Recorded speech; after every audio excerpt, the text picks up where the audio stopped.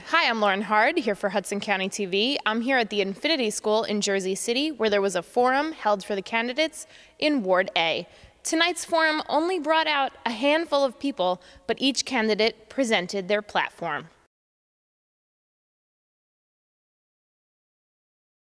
My eminent domain is extremely evident that it's probably a good tool. I'm not for it if it's just wielded as a sword to take away property from people without justifying why you're doing it or justifying some sort of return. There are many areas in the city, like the areas we live in, not too far from here, where there could be some projects done. And if there's a few locations that stand in the way, the project should be looked at first to determine if it can be done without any harm to the citizens as far as removing or taking over the property. And secondly, if it can't, it should be done in a way that it minimizes the effect to the person, so that there's justified compensation. But I would use it only when it's after a study and review, and it shows that it would benefit the whole citizens of the ward and not hurt too many. That's what I figure out. We can do a lot, but we have to plan. Eminent domain only works when it's working with truth and justice for the people. No one needs a profiteer from the project. But if the city is profiting through a development that creates jobs and increases the value of the community, it's worth it. When it doesn't do that, and it just makes someone else the profit and dislocates families, it's not going to be, a lot of people have to be happy. And again, this is a community that needs to be working together. All too often, the city planners do their thing, and the people really don't hear that much. And again, we need transparency, accountability for a program like that.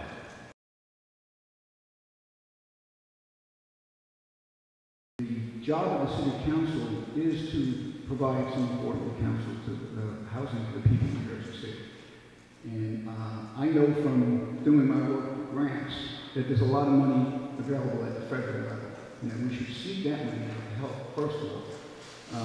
We should also, when we're doing the developments, I noticed that particularly on the east side of the city, there's no reason why we can't tie in contracts with some of these large developers, the agreements to develop some low-income housing. It's been done before, and it would benefit everybody. So if we're going to build up part of the city, and we're going to create units that are very expensive, at the same time, we should look to the developers so that they can assist by providing some structure, some low-income housing for people who are in low-income brackets. So I think we should do it both by looking for grants within the federal government and working with the state, and also by looking toward the developers who are looking to make money in the city and telling them we want them also to provide some monies for low-income housing. Affordable housing is very important. But when building affordable housing, it's also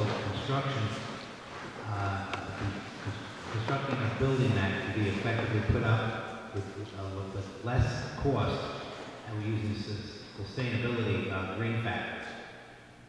That way we can put more houses up which are more cost effective, spreading more affordable housing throughout the city, working with the different wards to see what their needs are, planning that out and being more effective. Just putting all our affordable housing in Ward F is not fair. It creates an unbalanced community, and if we share the wealth within the community, we can integrate better, create better services, create better community, and create better awareness. Again, working with the federal government, but you can't count on the federal government because everything's drying up. I believe in taking our step a little further, where we become corporations and become people. People need to become corporations and development as a city government share program where people have a voice and positions in the city so they can be part of the building of the city. We have to depend on ourselves. And when we depend on ourselves, we can do more.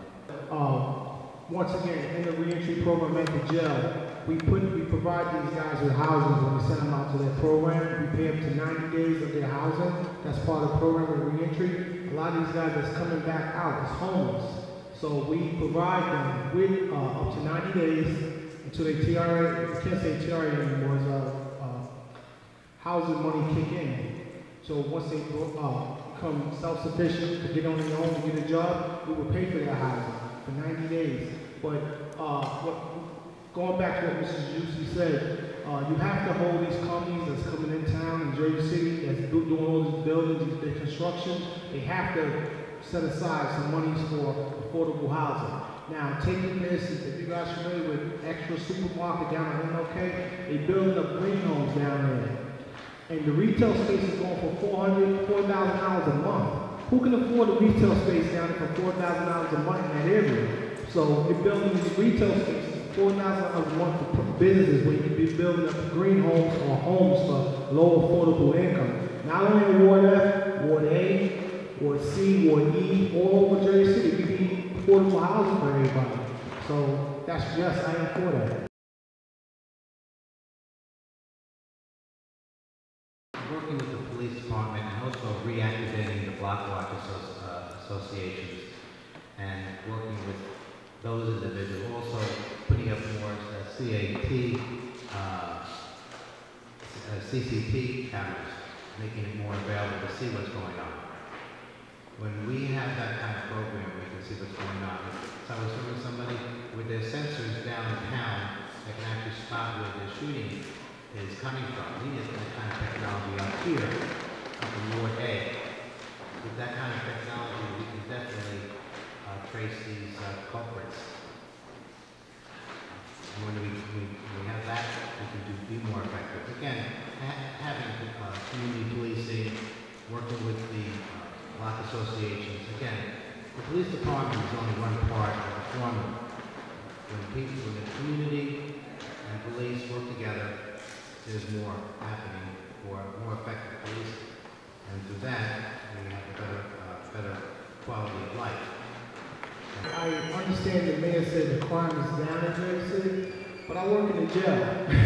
And I see the statistics every day, who's coming to jail. So you can't tell me that crime is down. Maybe in certain areas crime is down, but not in my area. Crime is not down up here. And like I said, if you look at every day when I'm off, I come back to work on I work Monday through Friday. I come back on a Monday. And I check the computer to see how many people come to jail. And on average, it's like 60 people that's arrested a day, excluding Sunday. You can't count Sunday because you get 1 or 2 stragglers that come in on Sunday.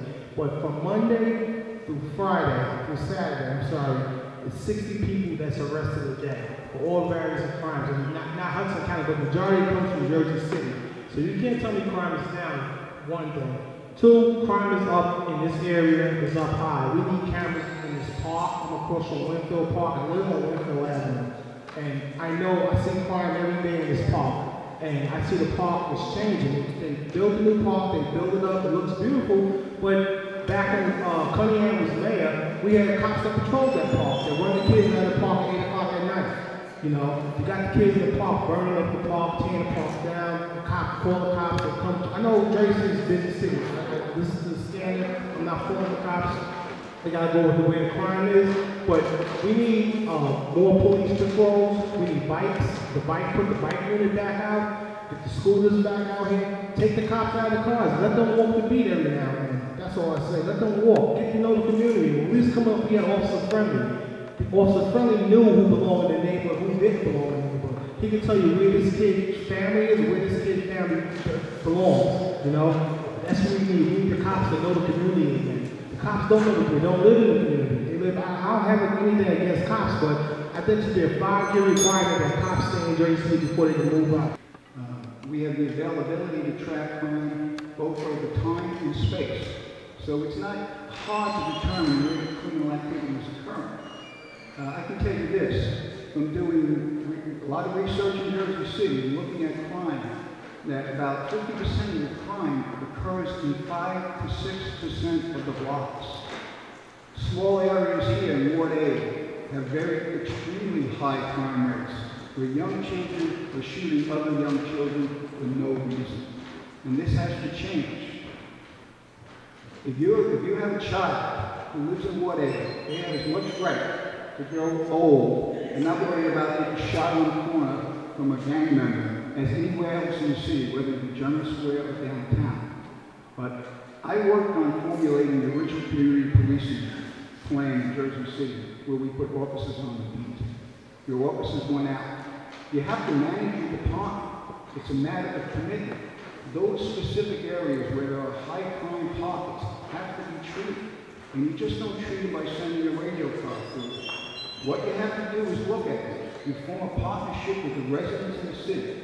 You assign officers to those locations, specifically to those locations, and those locations belong to those officers. They work in partnership with the people in the areas, and they can formulate tailor-made solutions. That means they're looking at not just responding to the calls for service when there's a problem, but preventing them before it happens. Because when we prevent the crime before it happens, then we're not sending people to jails.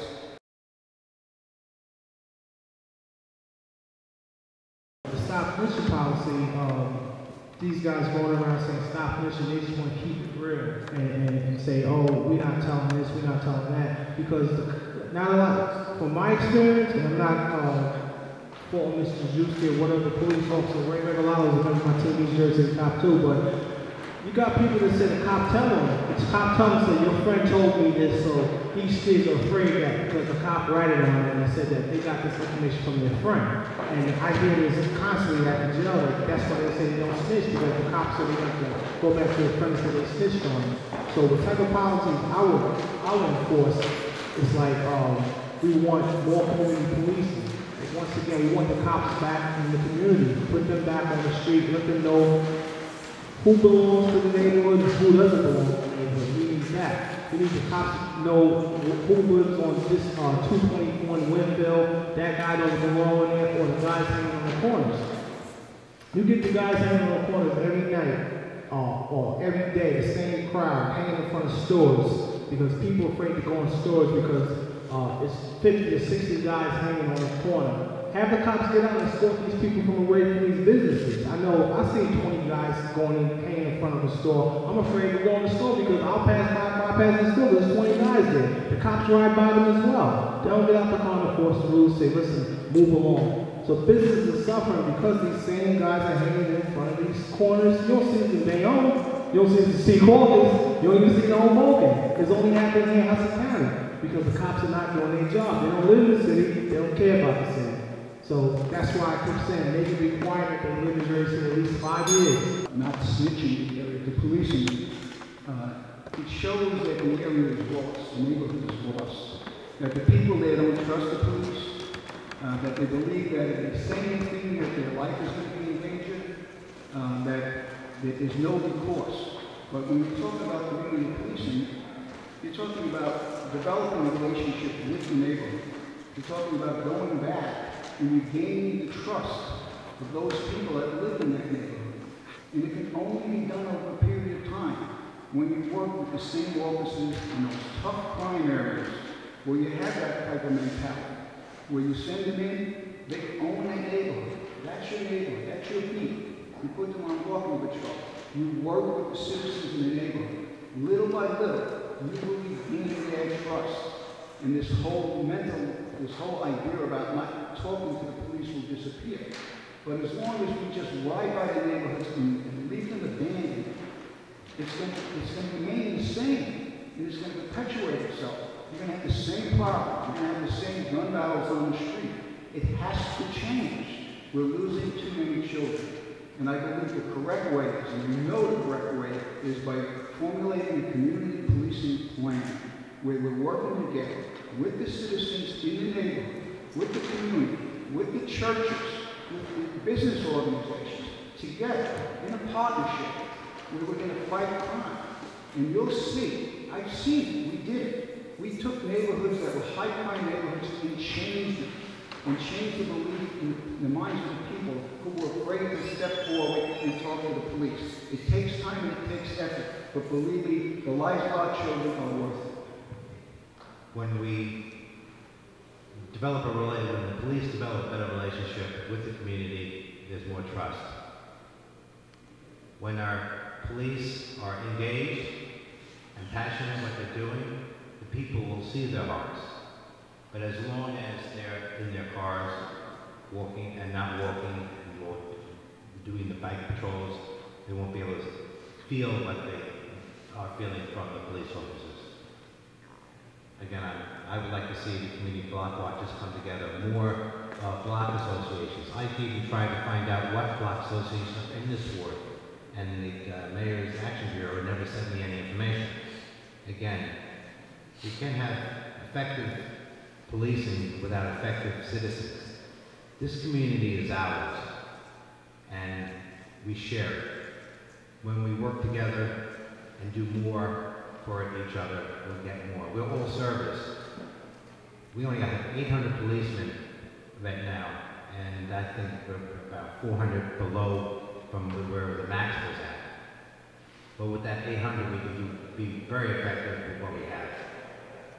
Again, finding out where they are, where the action is going on, using our technology, being effective, we can do more for our citizens. Remember, it's not what I can do for you, it's what we can do together as a community. I would definitely go to a budget of special police officers. The first thing you have to do, the most important thing you have to do, is formulate a table of organization. Something that the current administration has not put forth. You have to know your manpower. You have to know how many officers you need, how many sergeants, how many lieutenants, and how many police officers. It's a management tool. It tells you what the responsibilities, how the lines of authorities go. It doesn't exist. Once you do that, and once you look at your workload, you look through at the districts and you determine how many officers you put in districts across the tours, you then can determine the exact number of police officers that you need. It's a rough number. Anything you can do, anything at all you can do to augment that strength and help the police officers out is worthwhile. It really is. Bringing specials in does not change the base amount of police officers that we would utilize in the Jersey City Police Department. It's another tool to help them out. Every single tool that we can give the police department, the police director, and the police chief to help them out in their job, protect the citizens of Jersey City is important. And I see this as a fabulous tool because there's a lot of little things that would pull officers away from community policing, away from those high crime areas where we could utilize a number of specials in their place to do traffic or work a fixed post, and thereby allowing the police officers that we assign to the tough neighborhoods and to community policing to remain in their duties. So I support it 100%. America is based on our unions. Our unions gave us our 7-day week, our benefits. I would not want anyone working for any community without a benefit plan. It's very important that if you know you're going to work and you have a benefit, you then need even more. I want people to be there doing their job, but a special without benefits, it gets shot. What's going to happen with that person? I'm sorry. You can go to blazes. That's not fair.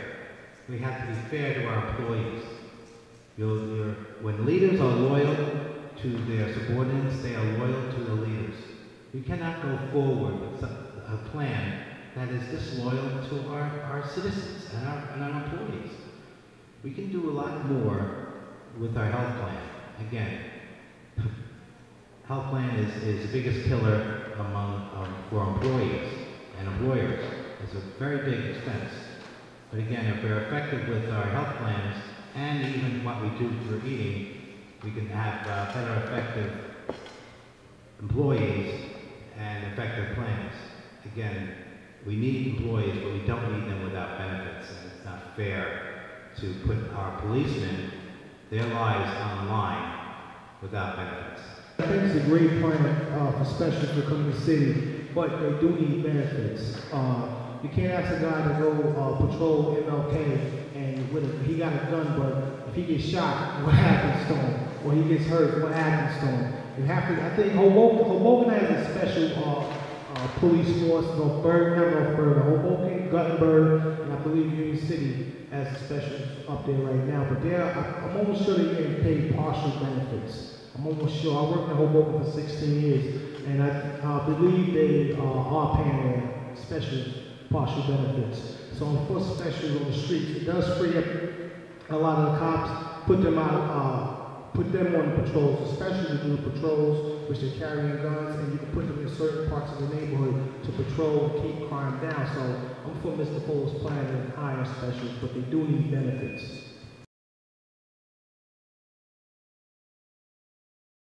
Dump any water into the rivers until they go through the system. So there has to be a way to create an in-line filter system so this extra water can go out effectively without being fined by the EPA. The reason why I know that because I was at one of the Environmental Commission some time back, and that was one of the issues. Again, it's looking at what our infrastructure is, how many houses we're building. Again, if our capacity is at X and we have too many buildings at Y, we're not going to be able to effectively drain that water out. Flooding will still be the issue. I mean, it's also working with this, with Route 440, which is state property, and working with them putting a flood program in. Again, they're part of the problem and part of the solution. When we have the water taken out, it will be better. But again, we're on a floodplain. We got the Hudson River, we got the Hackensack. So as long as we have those floodplains, you're going to have flooding. And again, it's working with the Jersey City planning departments to make sure we're more effective with our water problems. My sister lives downtown. She lost a lot of property downtown as well. I think we need to look at our sewer lines, like Mr. Burg said. Our sewer lines need to be, they're very old, they need to be rebuilt. I'm also thinking about a barrier. Put a barrier wall up so the water can't go so high anymore over the river, down Society Hill and as well as Newport area. We need that. And then for the mayor to go out there and just put dumpsters out there, he sent the city workers out to help pick up all the furniture that was out there. But I think that was disgraceful for them to just put dumpsters out there and not give them any support. They had Red Cross giving ready-to-go meals, which was powdered food they were giving out to people. That was so disheartening for the city to do. I didn't agree with it. And myself, I formed a food drive at my church on Linden Avenue. We gave out food. We went and got food from the food bank and gave out food to people of Hurricane Sandy. And fed these people real food, not giving ready-to-go meals in crisis time. So I think we just need our flood lines to go a little higher and do it better. And nothing's been done about it. I helped my son replace the rugs down in his basement at least 4 or 5 times, the carpet, because of flooding. It's not just during Sandy, but during a lot of storms. The issue is that the aging sewer system, nothing has been done about it. Nothing's been done about the problem in Country Village, the continuing flooding. There is no long-term plan. There's no plan at all to deal with the flooding situation in Jersey City, particularly in downtown and here in Ward 8 in Country Village. And the people keep getting flooded out. Just drive through it. Those with the driveways going down, they built up brick walls. I mean, it's horrible. We have to establish a plan. It's just like in the other departments. I mentioned in policing and everything else. There's a lack of vision. There's a lack of planning. There's a lack of looking down the road, not only in policing, but in the infrastructure of our city. We have to have a plan to fix the infrastructure, the sewage, and to build pump stations where necessary. We have to change this, otherwise, the next storm, we're going to have another flood in Country Village. And it goes on and on and on. It's planned. It's looking down the road and it's having a vision in the years to come.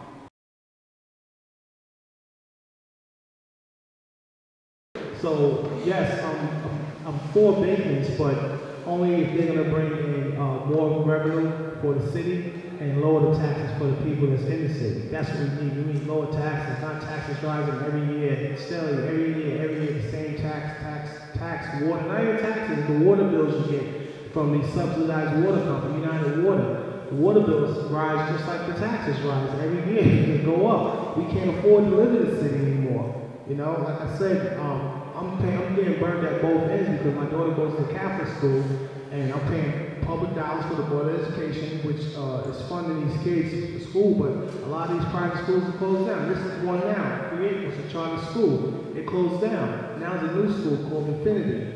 We need, yes, for tax abatement stuff. Down on what they call the Gold Coast, down along the Hudson River. I think the developers there have a lot of property and making a lot of money. They don't need any more abatements. But when we turn around and look here in Ward A, I tell people it seems like we're the forgotten ward. There's a lot going on in the city, but there's not that going on, any of that going on here in Ward A. If we can use abatements to attract development into Ward A, so that Ward A can become better, and Ward A can have stores, that Ward A can have development here, like we see on the other side of the city, the east side of the city. I am 100% for that here in Ward A. I think the development that's brought in will make Ward A a place where, just like when you ride downtown, I mean, 20, 30 years ago, some of those areas down there on the road when we were riding around in the car walking in the narcotic squad were scary areas. But it changed with development, and I see no reason why Ward A has to continue to be the forgotten ward. The abatements, if the abatements bring in development, I'm for them. The abatements also you have to oversee the abatements and make sure whatever agreements that you have with the developers, that if they're promising jobs, we better get jobs out of it. And we can also use 100% for the plan that Steve has in using some of that abatement money to help keep the schools open for recreation programs. So there's the abatements that I'm not for on the east side, but I am for the abatements here in the Ward A, if it helps develop. When you have that limited time, you have to be able to turn over a profit quickly. Abatements in Jersey City have been used poorly. They are ineffective, and there's only 40,000 property owners in Jersey City. And that's a lot of taxes on those individuals.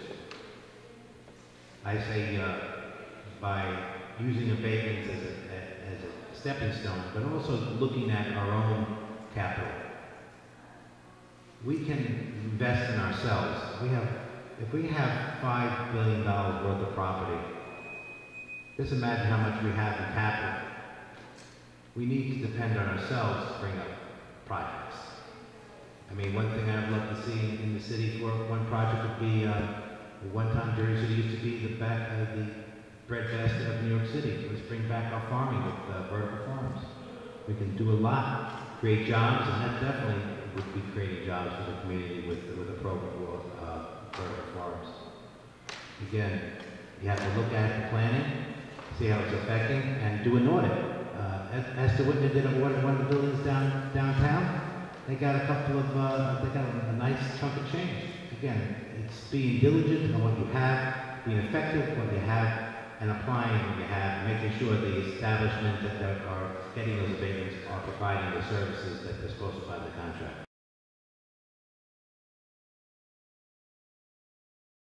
When you look over the overall benefits package that a police officer or anybody else gets, you can review who's providing the services and do a cost-benefit analysis to make sure that you're getting the most bang for your buck.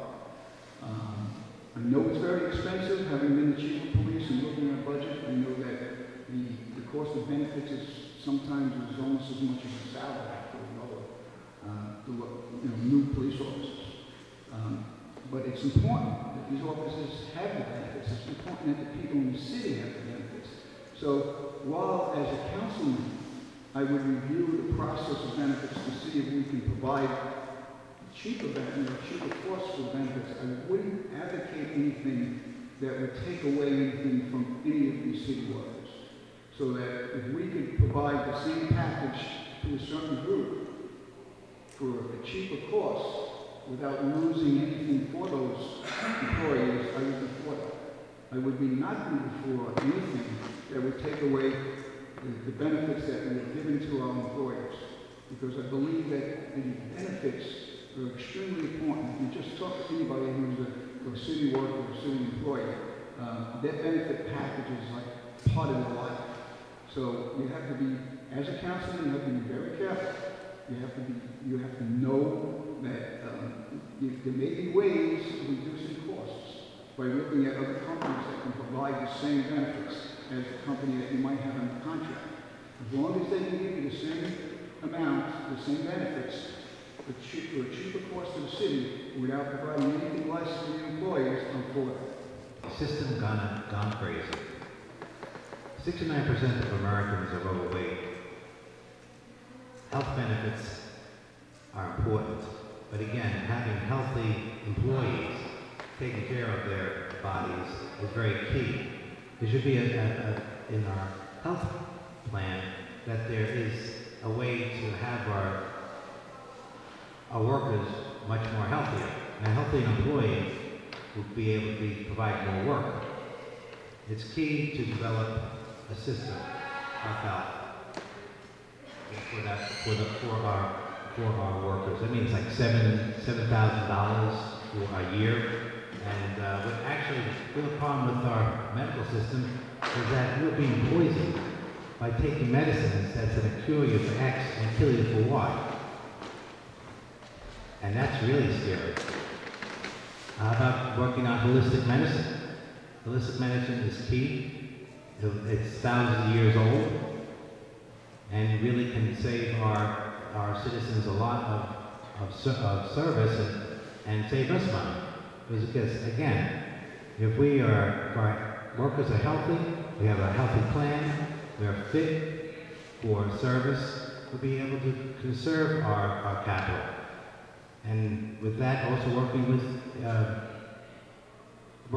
companies that will be able to work with us for more effective spending programs. Again, we have to be able to figure out what we have to do and stop ourselves from being poisoned with our medicines. We'll pay another 1.5 next year, and we'll go up another 1.5 the following year until it's capped off at 8% that we will pay towards our healthcare benefits. So I'm against healthcare rising, but we need to restructure the insurance plan with these companies that we give these insurance plans with.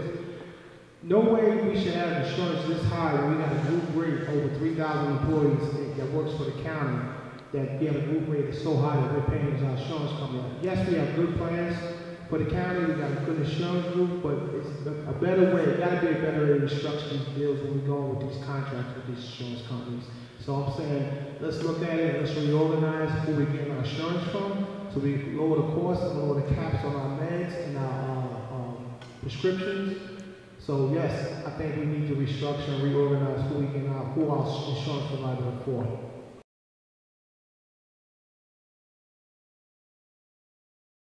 In a building that's working out of the area, it'll be more cost effective. The JCIA and the DPW are two different animals. The DPW is civil service, where the JCIA is a organization that doesn't have that, and everyone's trained to do everything. I mean, it'd be very interesting to make a hybrid of the concept of using civil service with the JCIA, where people are not burnt, but they can actually do more. The real problem with civil service, once you have a title, you can't go out of it. And I'm for, again, creating a hybrid for that. Other agencies that could be eliminated, the United Water needs to come back to the city. Other departments, at this point, I can't really think of those three departments would be integrated. But again, if there is to be effectiveness, I mean, I saw the report that was $5 million for one audit and $10 million for another audit for JCIA and the United and DPW. Again, we have to be effective looking at our savings. And when we have our savings, we'll be able to lessen our taxes and or provide more recreation programs.